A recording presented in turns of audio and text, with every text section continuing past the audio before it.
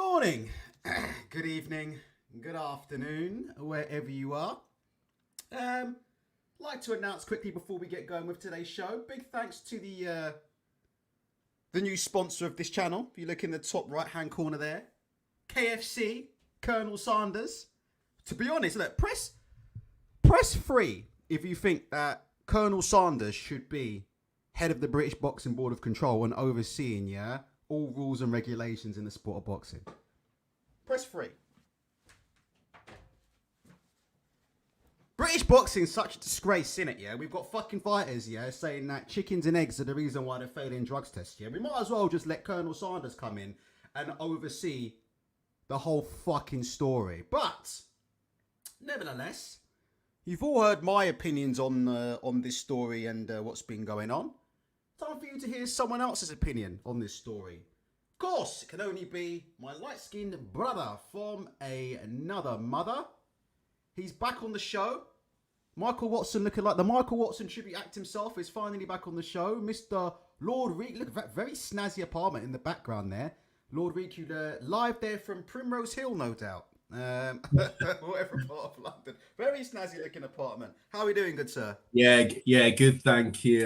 Good. I mean, it seems like Colonel Sanders is relentless because he has built a business empire unlike Eddie, so across multiple different markets, so he would be good to run the British Boxing Board of Control. I agree on that. How would you like to start? Because we haven't really heard your opinions on the whole thing. Let's start anywhere you'd like to start. Yeah, let's start with the whole Ben thing. I think a lot has been said about it, but for me, the main question that comes up, at least in my mind, is really how often has this happened where fighters fail the test and then they fight, but we never find out about it because a newspaper doesn't get the information, or nobody leaks that information because both teams agree with some sort of conditions that the fight can go on. And I can't really think of any other sport where, let's say if there's a 100-meter race in the Olympics and they find out that one of the athletes is has failed a doping test, it's not like the 7 other athletes agree that, okay, they can race because it's going to be a big race and we need to be involved. So, let's see if we can break any world records here, right? It's a bizarre thing where you agree to a set of rules, then somebody breaks the rules, and collectively you agree at that stage that it doesn't matter as long as everybody's making money. I mean, how can you take a sport seriously if that's the way it operates? Have you heard this talk about these independent scientists and levels, innit? We'll get onto it in a sec, but I mean, Eddie Hearn, just what to say, I mean, in his latest interview, he's done an interview today with Seconds Out, and it's just more deflection than obfuscation, in my opinion. But he's talked about the fact that he said the British Boxing Board of Control had a very, very difficult decision to make when they learned about Conor Benn's adverse finding, because the independent scientists, right, that have been involved have said that with their low levels, there was no way that this wasn't performance enhancing. So according to Eddie Hearn, the British Boxing Board of Control had a difficult decision when faced with the quote-unquote evidence from these quote-unquote independent scientists, because the quote-unquote levels led them to believe that this substance might not have had a quote-unquote performance-enhancing benefit for Conor Benn. What I will say, first and foremost, is that's not how the British Boxing Board of Control should work. Is it not right? They shouldn't be. When should they ever be? And that's I'm just backing up what you've said. When should they ever be in a position where a fighter has had an adverse finding in 2 drugs tests, and next minute the British Boxing Board of Control are taking counsel from independent scientists as to the levels and the performance benefits, or whether there was a performance benefit or not, in terms of whether the fight should take place or not? I mean, that doesn't make any sense to me. Sorry. Yeah, it's a bit like driving. It's a bit like driving and getting stopped by the police and them doing a breathalyzer, and you have a bit of alcohol in your breath, and then you get to, and then essentially what they're saying is, what you'll say as your defense is, well, I haven't drank because there's not enough alcohol in order for me to be caught. So, or, to go over the levels. You either are over the level and you've taken something that's performance enhancing, or you haven't. There isn't any in between, is there? And the rules shouldn't work in a way that, you sort of fix them until you get to a position where you get the outcome you want. Because when it was Big Baby Miller, there wasn't independent scientists. There wasn't all this clamoring to get him to fight or to clear his name. He was just deemed guilty straight away. And that was that. I mean, he had his excuses, right? Nobody believed them, but why should we give Conor Benn the benefit of the doubt? And I don't think the idea that, oh, I've seen him in the gym, or I know the guy, he'd never do that. Known as the Bellew argument in the business. We'll talk about him in a minute, Yeah, but that's the thing. It's every time we have a British fighter, whether it's Dillian White with his B sample, obviously Conor Benn, we've had Kid Galahad, the list goes on and on, Billy Joe Saunders, so forth. There's always a reason, and there's always something that they would have never done it because X and Y, or, the testing is wrong, or the protocol's wrong, or this wouldn't happen in the UK, but the US testing, that's what we heard, Billy Joe Saunders. Has there ever been an instance where we've just said, you know what, the guy took substances he shouldn't have taken, let's just call him, let's call a spade? Absolutely. And just to say as well, and I made this point on my last show, and I'll make it again, talking about obfuscation and things like that, and Eddie Hearn saying the Conor Benn levels aren't, indicative of being performance enhancing. Just to say this one more time for everybody, it's a very, very dodgy thing to say there, and very, very political. And the reason why is because, again, according to people that have been on my channel that have used this stuff, the primary application of Clomid is not for performance enhancing benefits. The primary application of Clomid is to get your test back up and running for post-cycle therapy after you've done a course of steroids.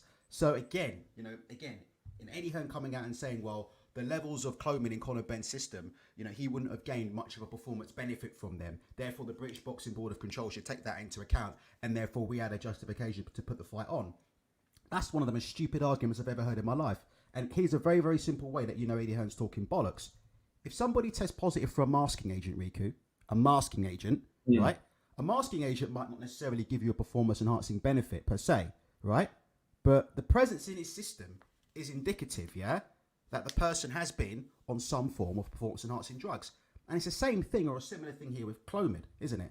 Yeah, exactly. Clomid's in your system. Yes, it is deemed as a performance enhancer. Yes, it is deemed as a performance enhancer, right? And it is banned. But it's also indicative, of the fact that the person who's taking it, right, may have been on a course of some kind of antibiotic steroids or something beforehand, all right? So again, the stuff he's talking about, in my opinion, right, regardless of what people may think of me or you or anybody else, is factually incorrect. Let me just say it one more time, I'll let you talk.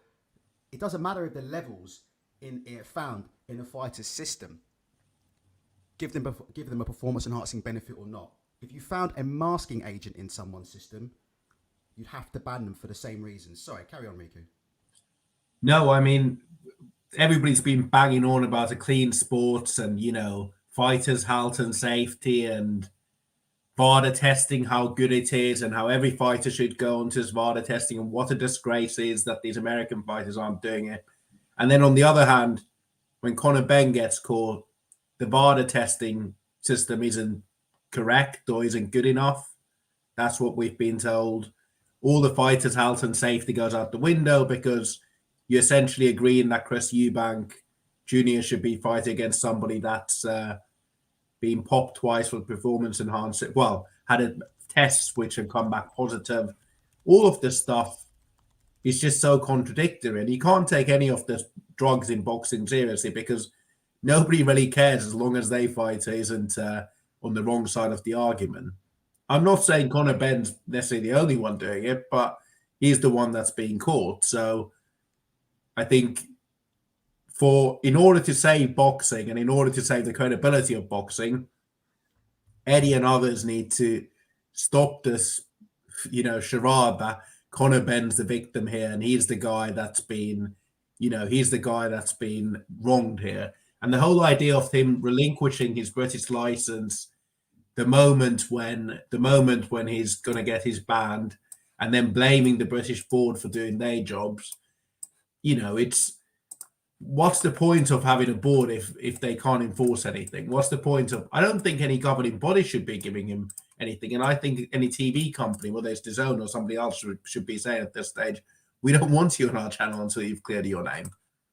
Remember when Dwayne Chambers got popped, right? Let me tell you, can I tell you, I actually spoke to Dwayne. I used to speak to Dwayne Chambers, not speak to him, but I've actually had interactions with Dwayne Chambers because I actually thought he was thrown under the bus, Riku. Yeah, And exactly. And he, by the way, he personally DM'd me because I defended him and I atted him on Twitter because what Dwayne Chambers was doing was absolutely no different to what anybody else was doing, and we've seen that with subsequent test failings from the likes of Tyson Gay and all these people that Dwayne Chambers were. We had the absurdity of Justin Gatlin testing positive for performance enhancing drugs, then coming back clean and running faster times than he ever ran before. When he was supposed, I mean, it's a joke. And just say Dwayne Chambers personally got in touch with me on Twitter to say, thanks for looking out. Carry on, Riku. Sorry. No, well, he's a good example of somebody, when they tested positive and everybody else was doing it at the same time, most 100-meter sprinters are, then, everybody was happy to wash their hands of him, the media, the sports establishment, everybody else. The same happened with, people like Big Baby Miller. But in boxing, if you draw and you make money, so if you're Canelo, if you're Conor Benn, and the list goes on and on of boxers, the high profile that have been caught using performance enhancing drugs, then the rules don't apply to them. And I don't think you can have that you can't have that on one hand and then you can't talk about fighter safety, because the next time something happens, God forbid, to somebody like Patrick there or somebody else, you can't have the same promoters and others crying and, being very upset about it, because you can't have it both ways. You either care about these fighters' safety, or then you don't. Let's start giving out some scores. What would you? Let's start with Conor Benn. What would you give Conor Benn out of 10 for? And guys in the chat, give us your mark. So we're going to ask Riku and guys in the chat, give us your comments, because the whole point of today is we're going to go through all these names. We're not just going through matchroom names. Frank Warren's going to be on the hot seat later on for Fury versus Chisora 3. So it is what it is, all right. But in regards to this Conor Benn saga, what we're going to do is I'm going to start giving Riku names of people that have been involved in this saga from top to bottom. Not just the fighters, but also journalists and other people that have been involved. But I want to start with Conor Benn. Riku, if you had to give Conor Benn in the chat a score out of 10 for how you think Conor's handled it, what would you give Conor out of 10?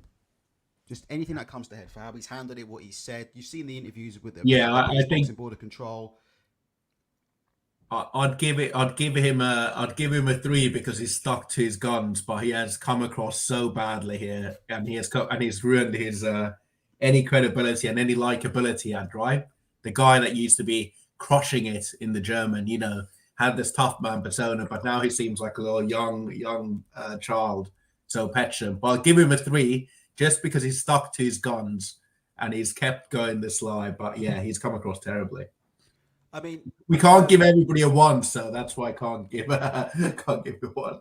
We'll go through the chat in a minute. I mean, I think that Dan Rafael's come out with a video on Boxing Social and said Benn's had the worst PR. I mean, if we just run through some of the stuff that Conor Benn's coming out with, I mean, the fact that he's blaming chicken eggs, which I don't know if you probably haven't had the time to follow some of our previous shows. We actually called that out on this show about 3 or 4 weeks ago. We actually showed the study which said that contamination, chlorine contamination via chickens and hens was possible, and we started floating that about 3 or 4 weeks ago as a possible defense of Conor Benn. And the reason why we caught on to that is because all of a sudden, for some reason, on IFL TV videos, a couple of people started saying on IFL TV videos that you can get clomid from chicken hens and eggs, and I thought they're going to take this and run with this, and so we put it on this channel, and lo and behold, in the Daily Mail yesterday, Conor Benn thinks chicken eggs could have caused his 2 failed drugs test after revealing he was eating between 30 and 34 eggs per week. I mean, he's just looking, absolutely more clownish by the minute. He's also gone down the conspiracy route as well. Claims that the British Border Control is plotting against him and has it against him, and claims that they have been the ones that have tried to be obstruct, and that's bizarre for me. Where Conor Benn basically accusing the British Boxing Board of Control of being the ones that are trying to sort of obstruct the proper processes here from happening. To me, from what I've seen, Riku, if anybody, it looks like it's been trying to obstruct the process, it's been the promoters and the lawyers that have been on the Conor Benn side, and that's just my opinion. It looks like, we looked at the statement from Matchman threatening legal action against the British Board of Control when they didn't want to sanction the fight. I think there's been all sorts. So to me, I haven't seen any evidence whatsoever, right, that the British Boxing Board of Control has been trying to obstruct anything so far. And I'm not saying they're blameless. What I've seen is evidence that Conor Benn has had 2 adverse findings. Lawyers and promoters have got involved and started sending all kinds of communications and all kinds of things to the BBOC. And I think the BBOC's job's been made very, very difficult. And I don't think Conor Benn's done himself any favours. Just as add to Riku as well, saying, he's never going to box again under the BBOC licence. His father didn't want to box under the BBOC. My dad this, my dad that. My dad ripped up his licence on live TV. I'm not going to fight with him ever again. It's just fucking bizarre. Sorry, Riku, carry on, mate. No, I mean, I agree. It's terrible, isn't it? And the other thing is, I think it's wrong for Matchroom to go to war against the British Boxing Board of Control over this, because at the end of the day, we all know what could happen. In theory, all they have to threaten is to bankrupt them by suing them into legal oblivion, and then that's the end of it. But it shouldn't be that just because you've got more money and you sign up to this code of conduct, you and your fighters sign up to the way of operating, right? It's not the board's fault for enforcing their rules. It's Conor Benn's fault for not following those rules, and Matchroom shouldn't be there.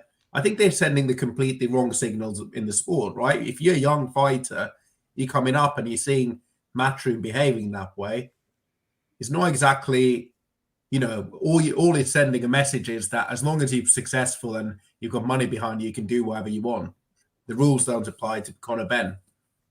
There's nothing I've seen, before we move on from Conor Benn himself, I like to say, and I don't know how you feel about this, there's nothing in this process that I have seen from Conor Benn to indicate that he is 100% interested in actually having UCAD look into this, having the relevant UCAD, British Boxing Board of Control. I mean, that's what people think him giving up his license was about. People think the reason why he's given up his license is because if he gives up his license, then that would in essence kind of halt the UCAD and BBOC investigation into him. He's not a BBOC licensed boxer anymore. Do UCAD need to now go and waste time on going investigating and going back and forth with VADA in order to provide a recommendation to the BBOC over what they should do with him? Well, if he's not a licensed fighter, that kind of puts the investigation that the UCAD would do in jeopardy. So everything that I've heard from Conor Benn, everything he's doing, everything he's advised to be doing, and everything that I've heard his promoters say so far has been to obfuscate, misdirect and block investigations. They haven't been forthcoming with any kind of information whatsoever. And I just to say, we'll go on to Eddie Hearn in a second. All the way up until a couple of weeks ago, or all the way up until last week, we had Gareth A. Davis come out and say, there's rumours that Conor Benn's failed another test. Matchroom had an opportunity right there and then. Gareth A. Davis on live TV, said it on ID Boxing Live and said, well, we've heard Conor Benn's already failed a test before with the WBC cares, right? Yeah. One sec. Steve, goodbye. Cheers. No, he just keeps telling me to turn my mic up. I'll tell you what, how about I turn you off? How about that? So, yeah, I mean, as far as I'm concerned there, I just think like they've done everything to obfuscate. And they had the opportunity to come out and say, no, Gareth A. Davis is lying. This is not the case. Conor Benn hasn't failed any previous test. This was the first test, etc., etc. But the fact that they haven't been forthcoming with the information, and that all the information we've got so far seems to have come from leaks, doesn't it? Jeff Powell, Gareth A. Davis leaking stories in the Daily Mail and ID Boxing about previously failed drugs tests. Then those turned out to be true. The Daily Mail leaking the story about the first failed drugs test. The rehydration clause for Chris Eubank was something that Eddie Hearn was asked about time and again, and he said, "Oh, it's anywhere between 3 and 10 pounds or something ridiculous like that." Well, you're the promoter. What do you mean it's anywhere between X and X amount? You know what the rehydration clause is. Of course, we then find out from Chris Eubank Jr., who jumps on the scales on Instagram, that he was only probably allowed to rehydrate up to £3 the next day. I mean, the whole process from top to bottom has been just a process of people trying to stop as much information getting out into the public as possible. Sorry, Ricky. Well, the question for me is that how much information was there that wasn't that was known and wasn't reported on, right? It can't be just that Garrett A. Davis and Jeff Powell are the only two people that know, boxing's a small world about these failed drug tests. And it must be time and time again that these things happen and everybody keeps their mouth shut. And it wouldn't happen in any other sport. People are afraid of losing access. People are afraid of being blacklisted or, ran out of the sport. So people keep this information quiet. But it became open season for Conor Benn, and it became sort of bigger than just a boxing story. But how many fights do we see over the years on any televised British shows where fighters fail the test and the fight just goes on? I'd say there's probably a lot more than people even think. And I think there's probably all the time. We see fighters not fighting for a year or two sometimes, and we don't know why. And then maybe it's that they failed the test. A couple more. I'd like to apologise to Steve because somebody's... a few more people are talking about my mic quality. Just a quick check. How is my mic quality right now? Let me know. And Steve, I'm going to find you. I'm going to unblock you because maybe you had a point there. I jumped the gun. Right, let's go through Eddie Hearn. Do you think that... I think this will all blow over anyway, regardless, because I think people have incredibly short memories. And the reason why I've gone in so hard about Eddie Hearn on this one is because people don't seem to understand that this has happened before. We went through all this stuff before with the fucking Oscar Rivas saga. People are acting like this is the first time this has happened before, right? This is not the first time this has happened before, And I thought the Oscar Rivas scenario was potentially even more dangerous because Oscar Rivas was never even fucking told. He jumped into a ring with Dillian White. He had no idea what was going on. He had no idea that Dillian White was, was in a last minute meeting with was with UCAD or something. They scrapped together a last minute meeting with UCAD or BBOC or somebody about 2 days before the fight and all this and that. And he had no idea. So he's had previous for this. And to me, it doesn't seem to me like he's learned his lesson. Do you think it's going to cause any sort of long-term damage to his reputation? Or do you think, like me, this will all blow over in a couple of weeks? I think in the boxing world, Eddie essentially, nothing causes Eddie damage. He's like Teflon Don, right? But I think in general, in the sporting world and for the casuals, it will cause damage. And you have to think, not just boxing, right? It's not just boxing that we care about what's being said in the boxing media. It's also what a sponsor's going to say, what are people... I've sorted the mic now, by the way. There you go. Is that nice and clear now, everybody? I've sorted it. Sorry, carry on. Yeah, what are sponsors going to say? What are people that want to put money in the sports going to say? What are potential, broadcasters going to say? I can't believe that DAZN would be particularly happy with what's happened over the last few weeks and around this thing, right? It's really bad for their brand. It's really bad for the way how Eddie's conducted himself. Doesn't look good for DAZN, and now he's going around the boxing media, right? Going around his usual mates, and chatting to them about this, whereas he's not letting anybody that's a serious journalist ask any questions about this. Going on to TalkSport and speaking to Laura Woods, who's employed by DAZN. It's not exactly you clearing the record, right? I mean, just to say as well, we'll talk about his criticism of Simon Jordan. Simon Jordan called him a coward, right? The reason why Simon Jordan called him a coward was because he held a press conference to announce the fight was postponed, and him and Kawa Sauerland had, a lot of British boxing journalists turn up for that press conference and refused to answer any questions afterwards. And to me, the whole thing stinks of a bunch of people that are trying to get their story straight when that happens. See, if you look at the key moments, what people don't understand was the key moment to get any sort of meaningful information from Eddie Hearn and Kawa Sauerland would have been in that first 12 to 24 hours after that fight was postponed, where they should have been questioned by journalists, independent journalists, who could have asked them questions. And that's when you could have really got some key information about from Eddie Hearn and Kawa Sauerland. But if you look what they did instead, what they did was they held a press conference. They refused to take any questions from journalists, right?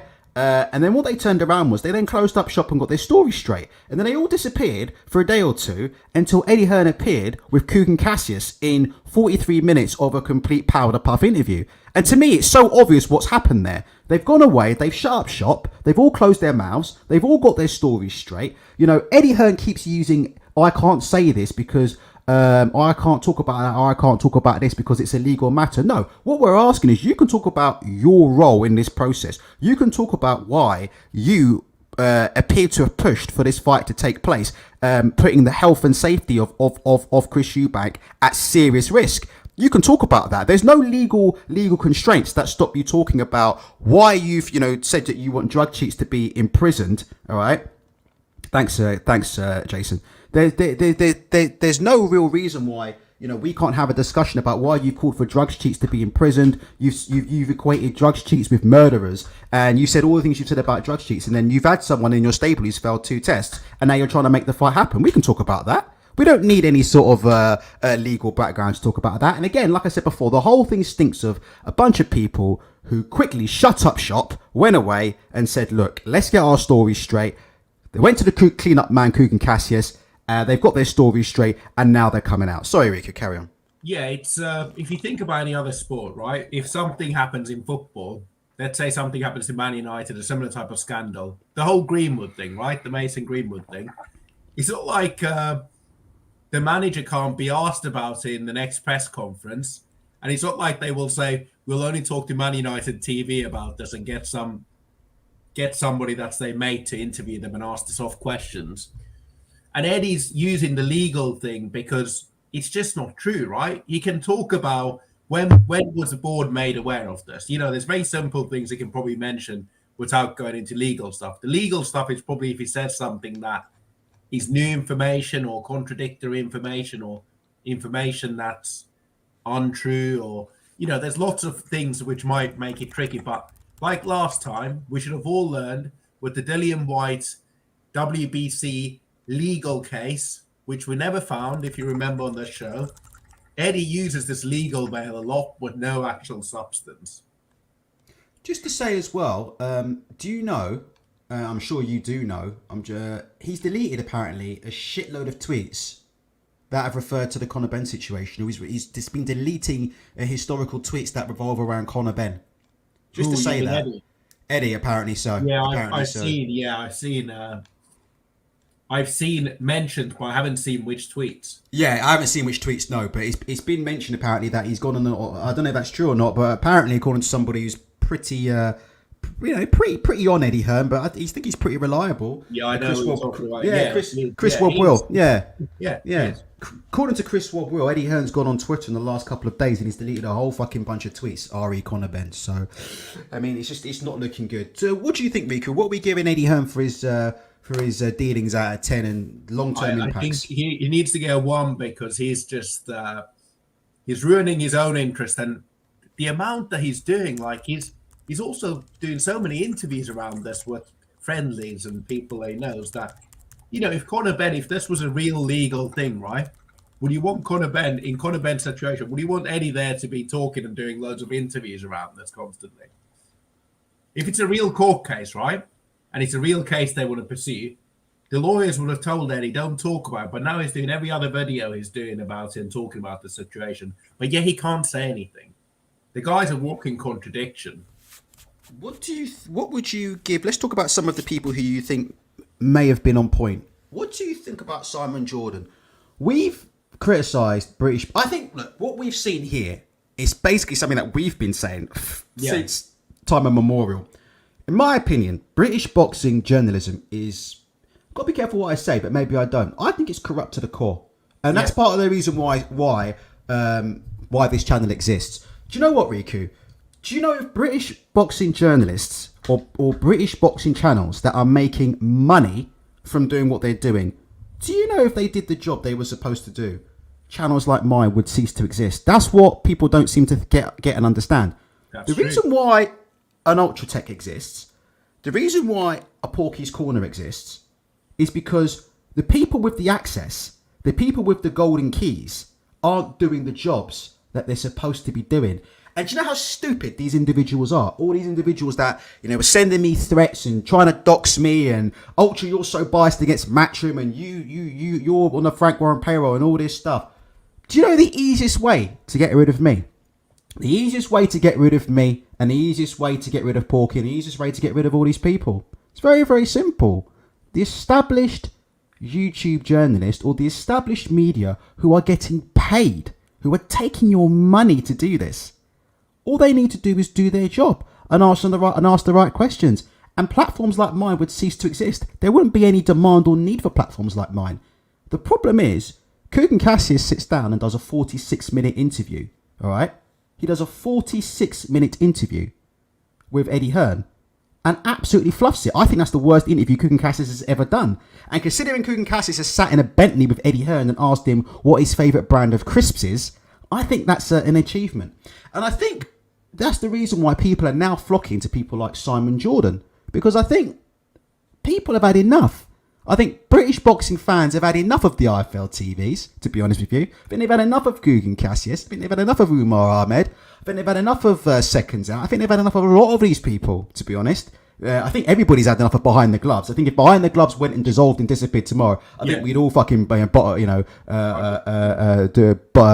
open a bottle of champagne. I mean, as much as we criticise IFL TV, with all due respect, if ever there was a channel that needs to pack it in now, I mean, Behind the Gloves really has had its day, Listen, just to say, subscriber counts don't mean anything. Just look at the engagement and the numbers that these channels are doing on their videos. Let me tell you something right now. When you've got 50,000 subscribers and you're doing 2,000 views on a video, you need to start having a little look at where your engagement is, all right? And I know for a fact that when I was doing videos on Conor Benn, we ran at the same day as ID Boxing went live. Do you know, we ran as ID Boxing, right?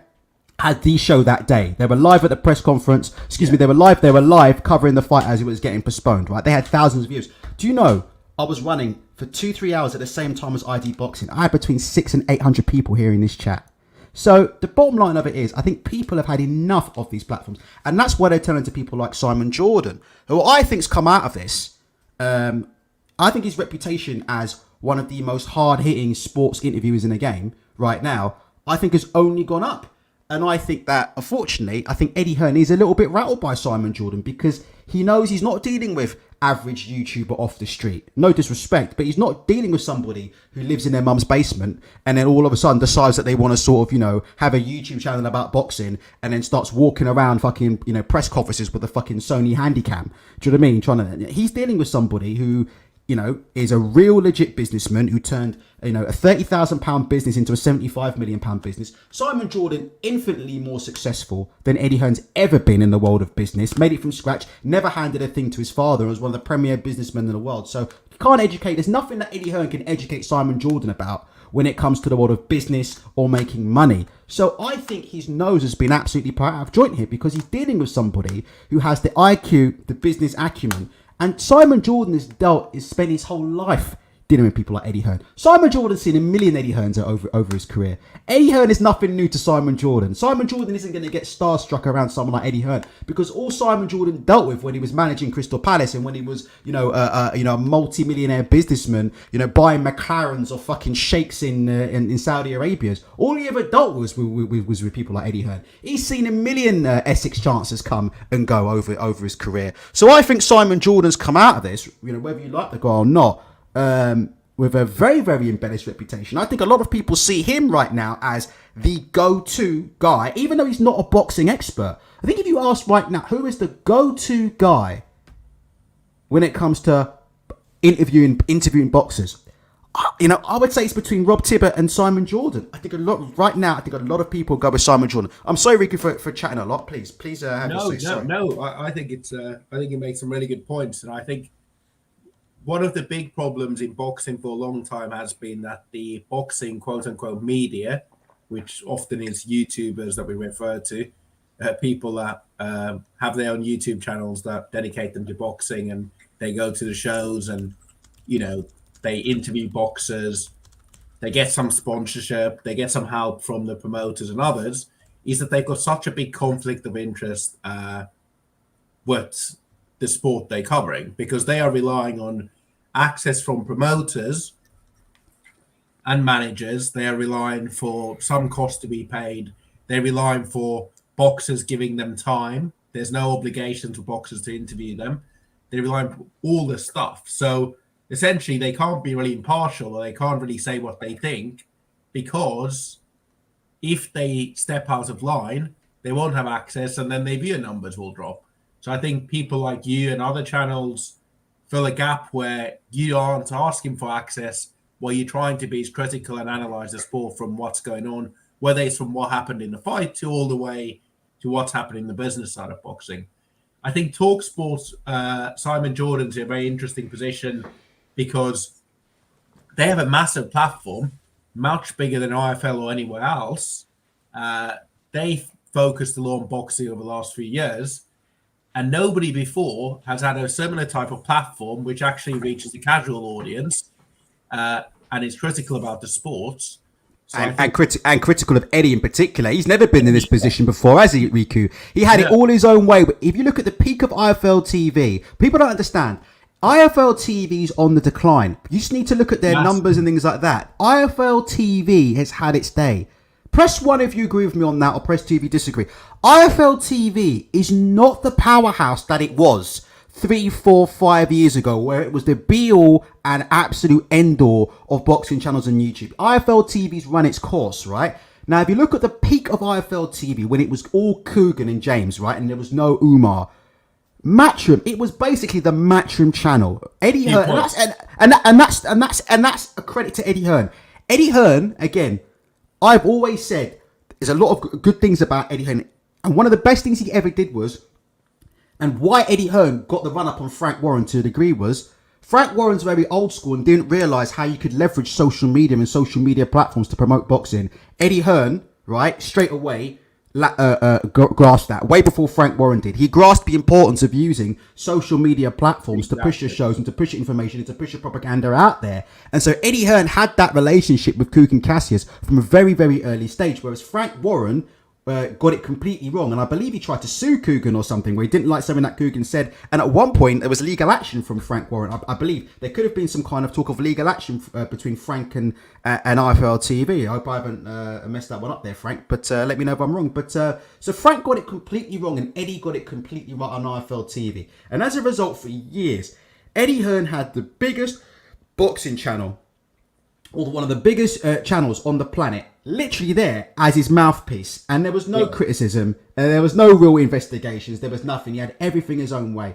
And now, all of a sudden, in the last 2 or 3 years, it's a little bit begun to change for me, hasn't it, Riku? You know, Coogan Cassius is starting to lose his way at IFL TV. Most people would say now he's not really the premier interviewer now. I think most people would say Umar Ahmed is the #1 interviewer right now at IFL TV. I think Coogan's, we'll give him a score in a second. You think Coogan's absolutely, I don't think Coogan had much of a reputation. I think Ty and Booth ruined a lot of Coogan Cassius' reputation anyway, because to be honest, I think Ty and Booth showed that Coogan Cassius, with all due respect, I've got nothing against Coogan personally, but I think what Ty and Booth showed is that Coogan Cassius is a bit of a bully, because Coogan Cassius was happy to turn around to Prince Patel and turn around and threaten to cave his head in front of cameras and at the big man. But his arse absolutely prolapsed when he was one-on-one with Ty and Booth in a park, and he ended up walking away saying, be safe, be safe. So that was, for me, was the end of Coogan, for me, to be honest, because he showed himself and he was shown to be a bully. He's very comfortable threatening flyweights, but he's not comfortable with getting into a confrontation with somebody his own size. So his reputation was already fucked from there on anyway, right? But for me, I think Coogan's reputation's been absolutely damaged, and possibly beyond repair with the recent interview, which again was so bad that even TalkSport's Simon Jordan had to comment on just how disgusting that interview was. So again, sorry Ricky for telling me, I'll let you talk. Sorry, just say that's it really. It's the end of Coogan. So Eddie's lost his #1 clean-up man. He doesn't have the same influence. Umar's got this relationship now with Frank Warren. So Frank Warren now's all of a sudden now starting to get a lot more airtime on IFL TV, starting to get a lot more positive airtime on IFL TV. Probably some of that is because of Tyson Fury, and they need access to Tyson Fury and these big Tyson Fury events and things like that. And Simon Jordan and TalkSport have now come along, and Frank's also got quite a good relationship now with TalkSport, hasn't he? It does appear, I have to be honest, it does appear that the relationship between Frank and TalkSport is very good. So It is what it is. After Jeffrey Benn's comedy show. Mm. But Frank will come on though, won't he? You listen, we'll talk about it in a second. I mean, he came on BBC, if you remember, with Barry Hearn, right? When they were trying to start lies. Yeah. So just let me let you talk now. Sorry. So just give us your views there on the changing waters in British media, the fall of Behind the Gloves, the fall of IFL TV. There are these big, pro Hearn channels. We need access from Hearn. Anthony Joshua was really the only show in town. We need access to Anthony Joshua. We're now going to push, the Matchroom agenda. Well, now it's all sort of turning around now, isn't it? And I don't think Eddie Hearn's really responding very well to these changes in the media coverage he's getting.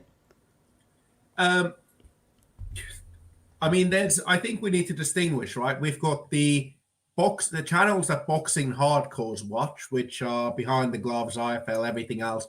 Occasionally, people stumble onto IFL if they want to see a Joshua interview or Tyson Fury interview or Frank or Eddie interview. But people are flocking away from those. And I've actually noticed that since the lockdowns and everything else, people ended up going to channels like yours and Porky's and other more sort of, which aren't driven by the athletes talking, right? Because at that time, the only thing we had is Coogan sat in his pants interviewing some boxer who's lying on their bed chatting about, how their training's going and stuff like that. So a lot of people dropped off at that point. And then you've got there hasn't really ever been really, really good mainstream boxing coverage in the news. So we didn't have if you think about BBC boxing or, BBC sports or, anywhere else, there wasn't really good boxing coverage. So I think TalkSport filled the void where casuals go and find their boxing information, listen to somebody talk about boxing or the big themes, but also it's a lot more hard hitting.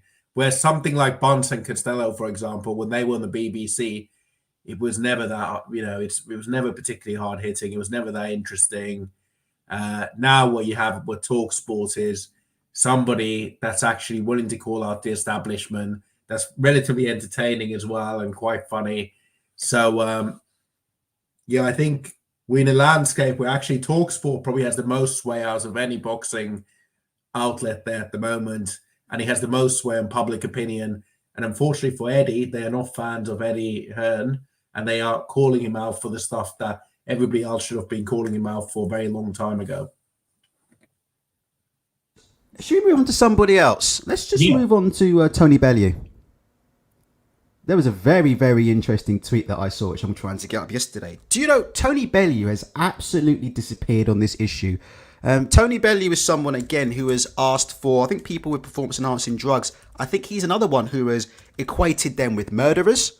And he said all sorts. I think, we've played the famous Tony Bellew meme on here many, many times where he says, no ifs or buts. You get caught for performance-enhancing drugs, you get banned for life.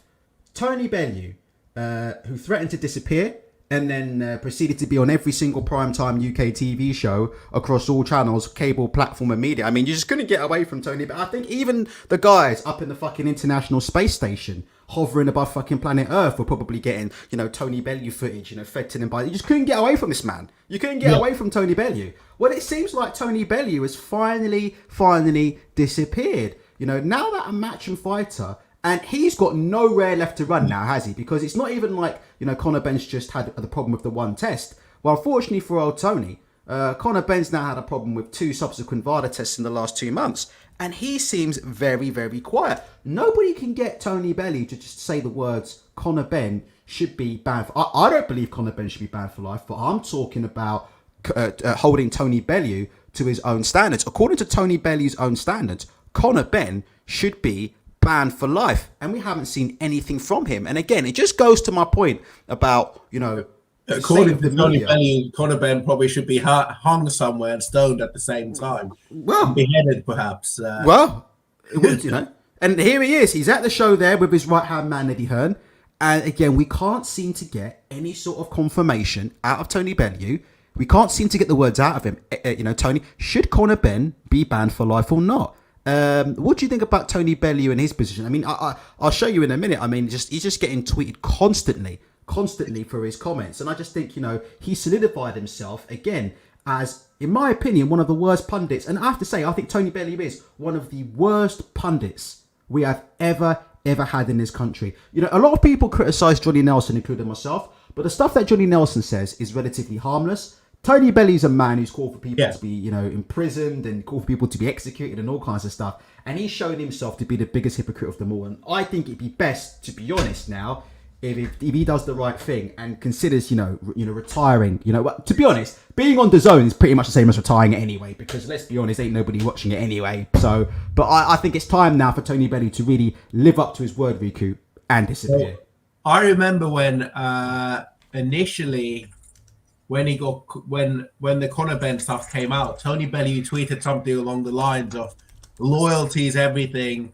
I know the truth," or they can't smear us, or it was some sort of cryptic thing to essentially say everybody's lying, or don't believe what you read in the press. And now the guy's gone quiet, but the guy's just a parrot, isn't he? He says whatever he thinks Matchroom ask him to say, and he has no second thought. Because remember when we had the Dillian White B sample thing, Tony Bellew's defense was why White couldn't have taken anything that was illegal, was that because he's been in the gym with him and he knows the guy and he would never do that. It's a load of rubbish.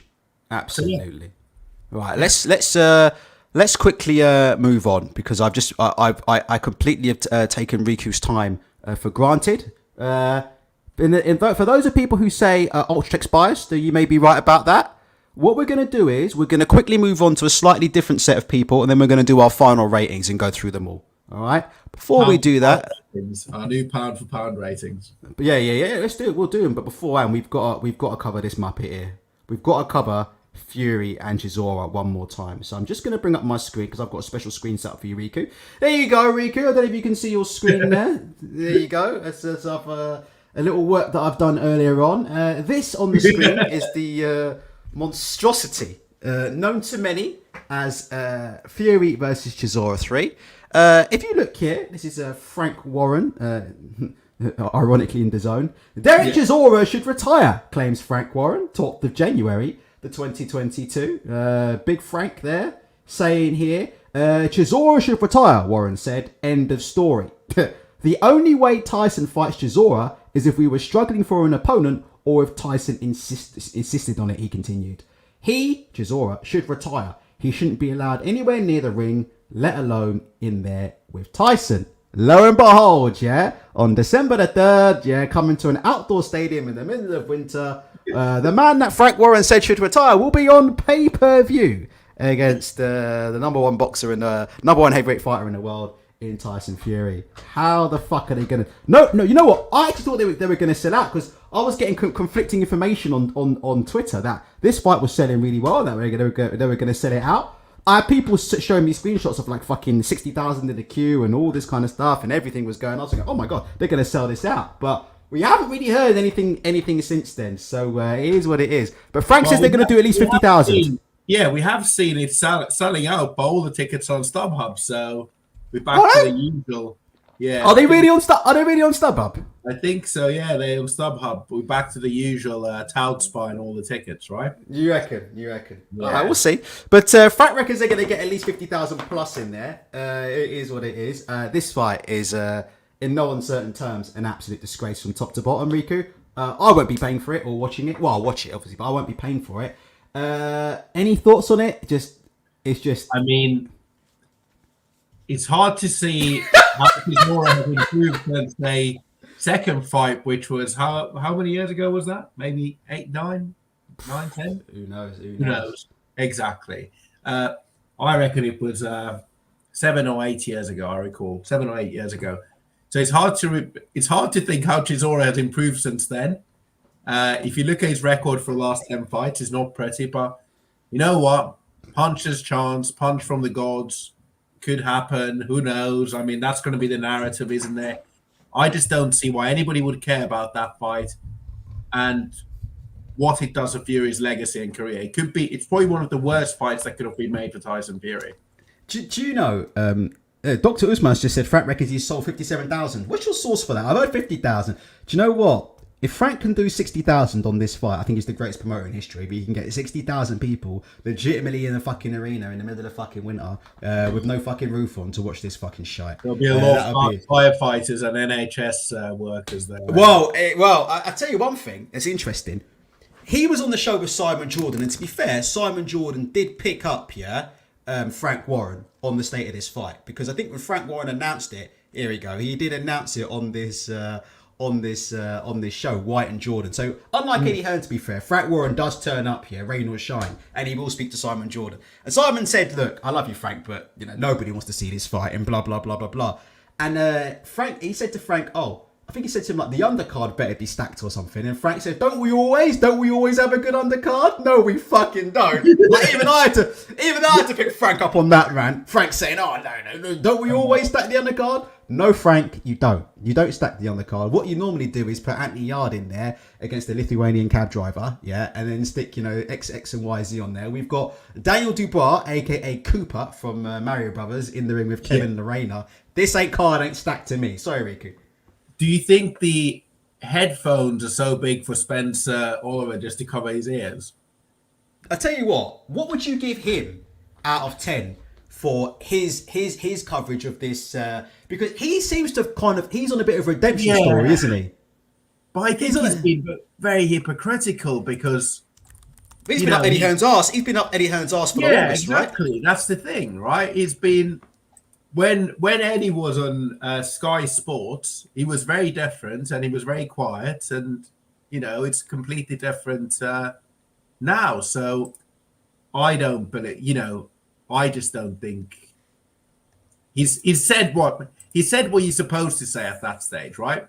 He hasn't said anything revolutionary, has he? He's just said what he's supposed to say. Riku, what do you think about this? Oh, hold on. I know. Could you hear that? The eggs, the eggs. Yeah. Guys in the chat, press 1 if you can hear this. I can't hear it, but press 1 in the chat if you can hear this, if I've got this one right. Unless I've muted myself. Oh, here we go. No human can eat 30 eggs a day. What the fuck are you going on about, man? That is just insane. Eddie also mentioned your interview with Chris Eubank. The suggestion is that Chris was sectioned under the Mental Health Act a few weeks ago. And Eddie said he thought it was disrespectful me going up there and doing that. Well, actually, it wasn't. Do you at this time feel Conor is innocent or guilty of taking performance-enhancing drugs? Well, a little bit disappointed with it, if I'm honest. I think he should just put his hands up. Look at this. Spencer Oliver's one of the few people that I've seen in the British media just say, I think Conor should just put his fucking hands up and call it a day. I haven't actually heard anybody else in the British media say that, Riku. Yeah, they should. I mean, look, this is the thing. People just don't say what they think, and that's the problem, right?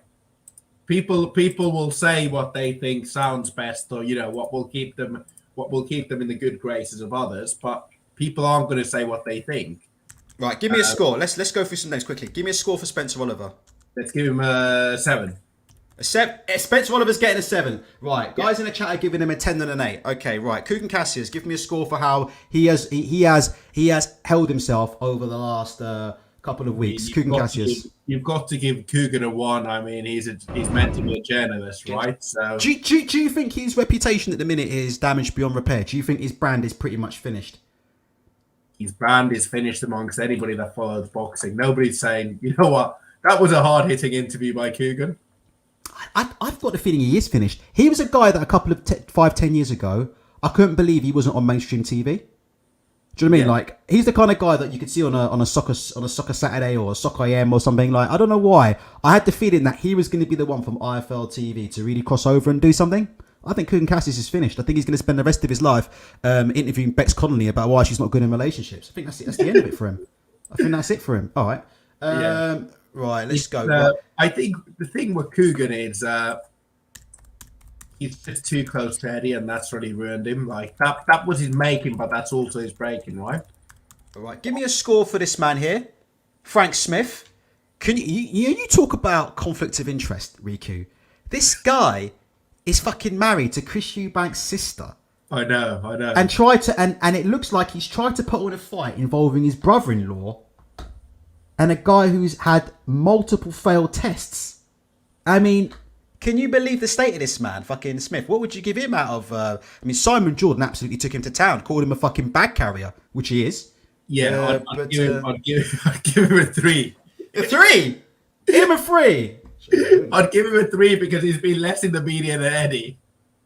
He's a Eddie's fucking been more.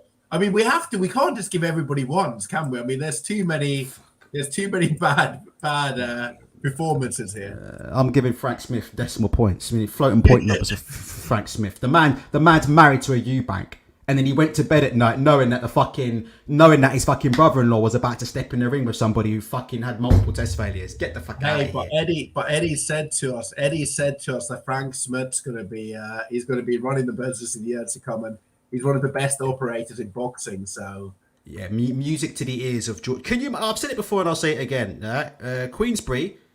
Francis and George Warren versus Frank Smith. There's only one winner in that.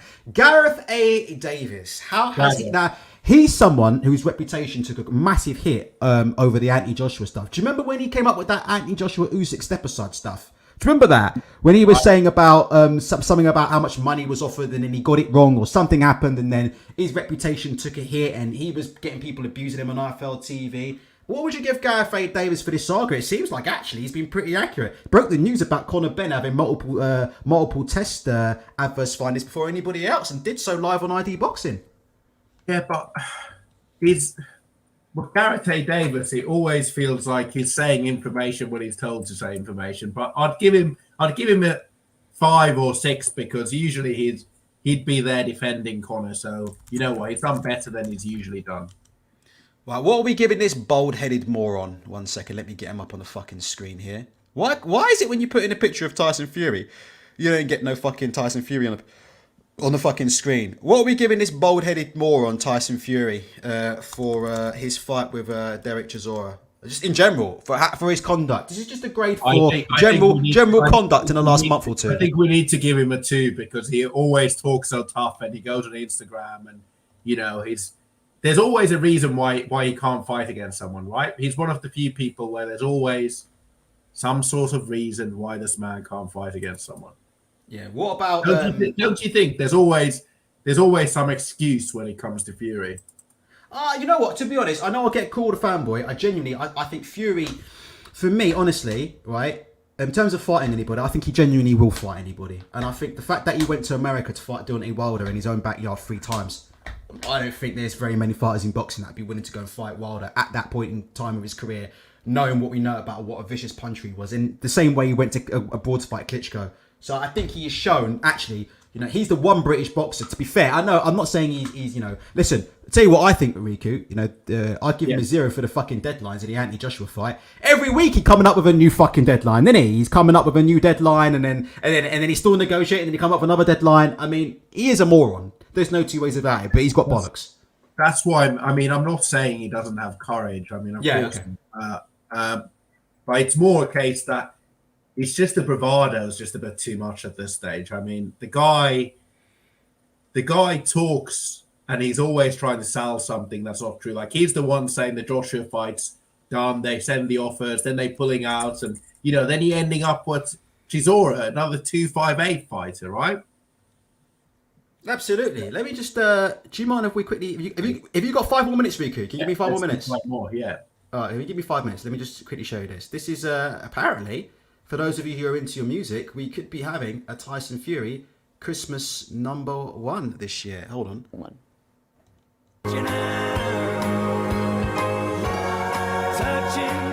Not content with being a world champion, he now wants to be a pugilist pop star.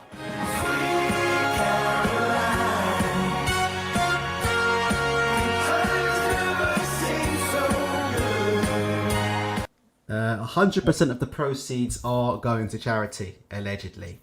Is it the same charity with the homeless?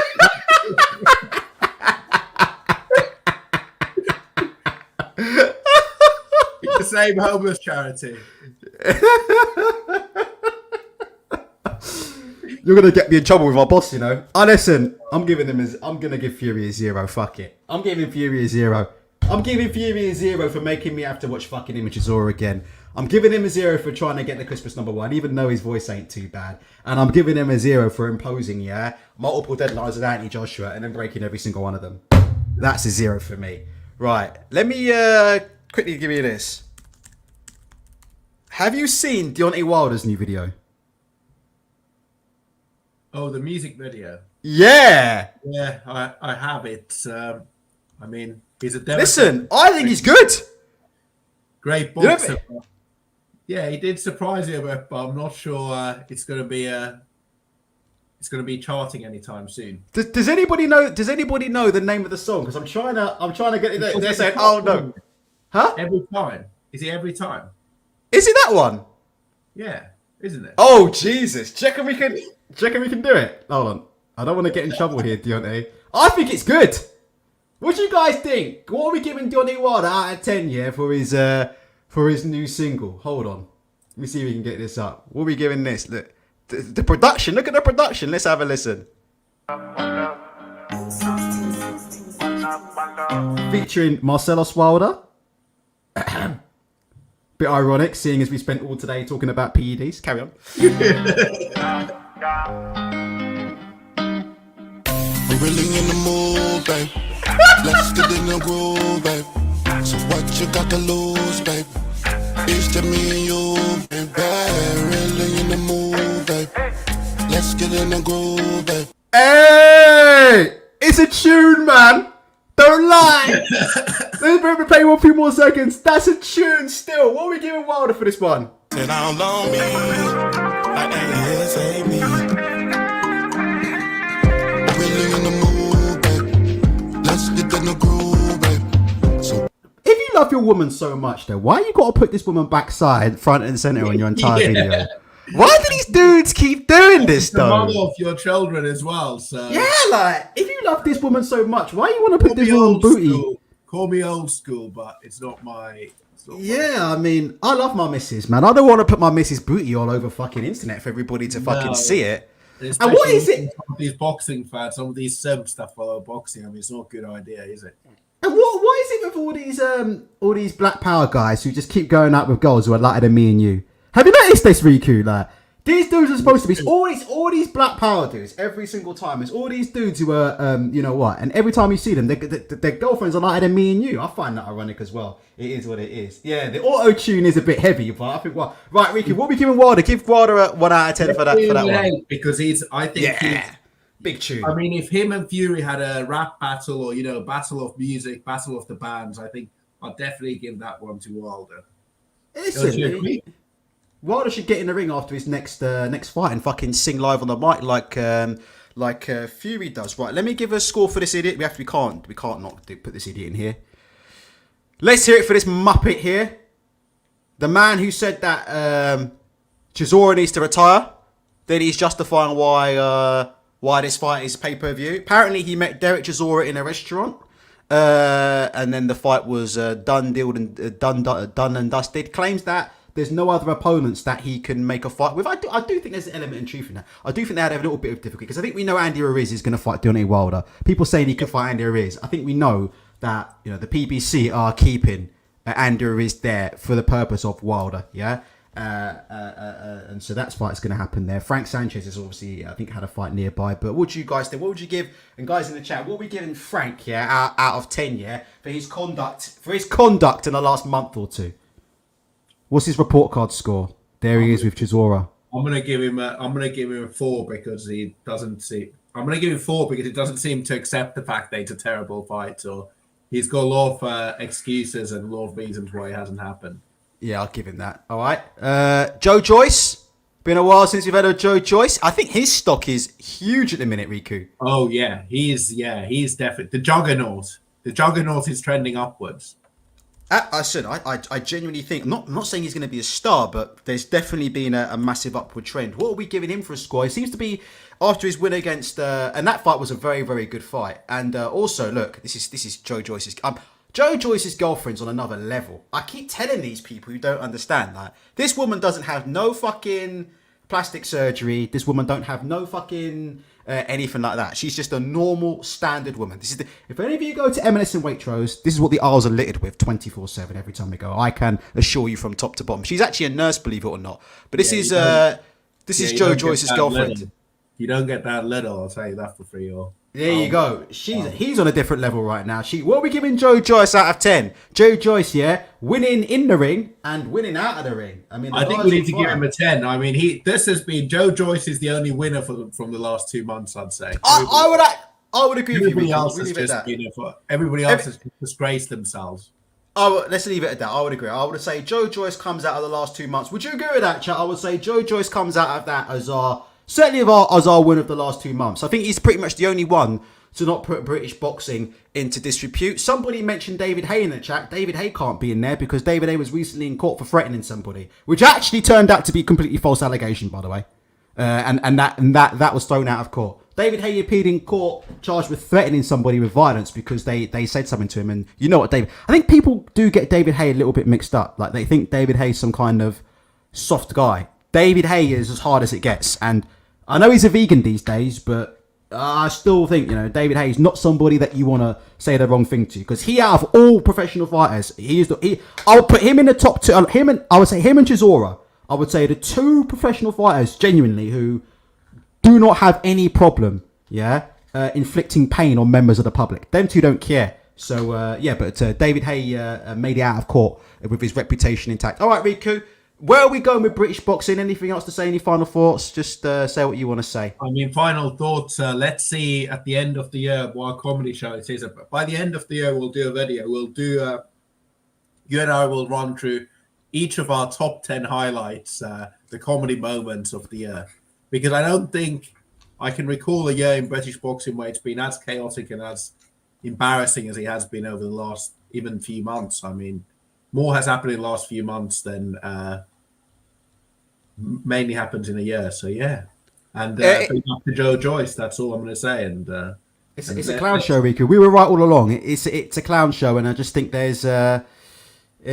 I mean, Parker and Ryder's not a bad fight. It's not Parker and Ryder, not bad. Yeah, that's a good fight. That's a good fight, I'd say.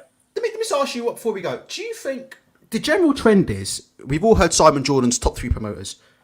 Do you think we are seeing a power shift or not? Or do you think this is all going to blow over and Eddie Hearn's still the man or whatever? I'll be honest with you, I'm going to call it right now. I don't think Eddie Hearn's the same anymore. I think leaving Sky's fucked him. I think, like I said, I think IFL TV is on a decline. I'm going to come out and say it now. And I'm not saying he's not the best promoter, whatever, but I'm going to call it now and just tell it how it is. I think it's pretty clear for us all to see, not just over the last month with the Conor Benn, with the shows that Matching been putting on, and the disaster that's been designed. Anthony Joshua's not fighting now, by the way. There's no Anthony Joshua till next year. I do believe Matchroom are on the decline, and I do believe that Queensberry are on the up. Now, Matchroom are a far bigger company. If you look at the accounts and company's house, Matchroom is in a different league to Queensberry money-wise. Like in terms of who's the best run business, this isn't even close. This isn't even a discussion about who's got the better business, Matchroom or Queensberry. It was Matchroom by a country mile. It's not even a fucking viable discussion. But if you look at the landscape of British boxing right now, to me, it looks like Matchroom are on the decline. It looks like to me like Queensberry are on the up. What do you think, Riku? Yeah, I mean, I think Matchroom have been on decline for a while, so I'd agree with that. I think Queensberry are on the up, but also I think everything's to play for, right? At the moment, it doesn't seem like anybody's really... Oh, absolutely. Yeah, nobody's really grasped anything. But I would just say, I think Queensberry, if Fury comes through Chisora, they're going to have Undisputed. Then Joe Joyce is going to be in a position to fight for a world title. Daniel Dubois will be in a position to fight for one of the world titles. They work well with PBC. Anthony Yard is going to get smashed up by Tavares, which nobody wants to see. But just look at things like John Ryder's now fighting on a Queensberry card. We've had Joseph Parker now fighting on a Queensberry card.